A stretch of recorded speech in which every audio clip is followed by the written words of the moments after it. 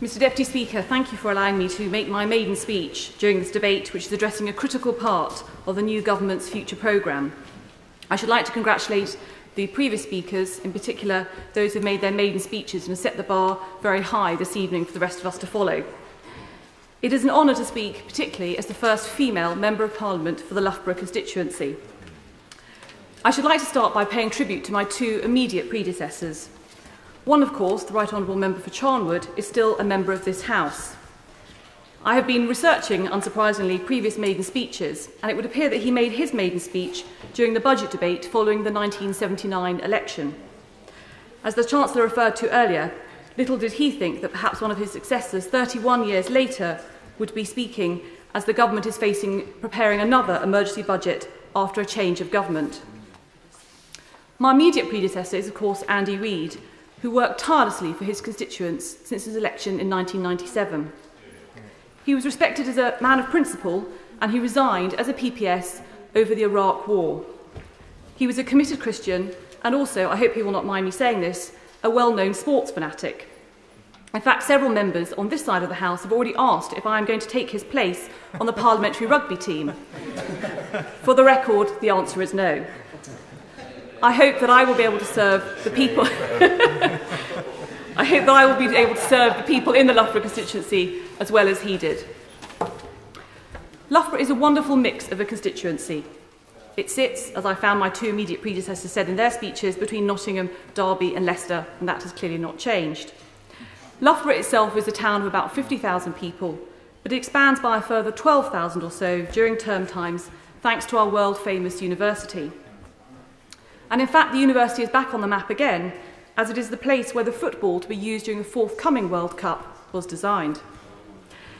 Just across the M1 is the town of Shepshed, which, since I discovered since my candidacy began 6 years ago, feels ignored by every tier of government.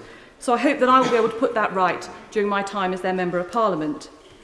And finally, there are a number of smaller villages making up the constituency, including Hatham, Salby, Quorn, Barrow-on-Soar, Mount Sorrel Castle, and some picturesque Wolds villages. The fact that I have the villages raised some interesting rural issues which I hope to be able to take further forward in the House. We also have a sizable ethnic community, and it's been my pleasure during the past 6 years, at the time I've been candidate there, to meet and to learn more about them, and to visit the Sri Ram Krishna Centre, the Gurdwara, Gita Bhavan, and our two mosques. At one time, Loughborough was renowned for its textiles and hosiery manufacturing. Now we are known for pharmaceuticals, research and engineering, and also for manufacturing bells, with Taylor's Bell Foundry being one of the last remaining bell foundries in the country. The bells have been exported worldwide and even hang in St Paul's Cathedral here in London. I wanted to touch on the importance of supporting, as other members have mentioned during this debate, the manufacturing sector before I sit down. Much has already been said, and I'm sure will continue to be said, about spending cuts and tax rises. But I think more needs to be said about supporting private sector businesses, which are the backbone of our economy. Yeah. We rely on our private sector businesses to provide employment, to train apprentices, to give people skills, and of course to supply exports. In March in Loughborough, just before the campaign started, we received the devastating news that AstraZeneca is to close its Charnwood site with the loss of at least 1,200 jobs locally. There are a number of issues relating to the closure, which I hope I will have the opportunity to raise in future debates. I am proud to be part of the task force of which my predecessor, Andy Reid, was a vital part, working to fill the site and to plug the gap.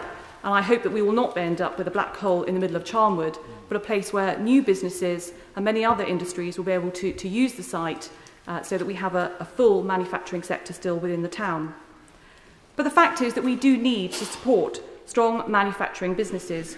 We particularly need to support them in research and development. In fact, although manufacturing only accounts for about 20% or so of our economy, it accounts for about 75% of our research and development in this country. The services sector is important, but manufacturers take on apprentices and give people new skills in a way which the service sector does not necessarily do. We need both. I'm delighted to see that the government in the coalition agreement has made mention, and in fact mention was made earlier on today, of the need for a more balanced economy.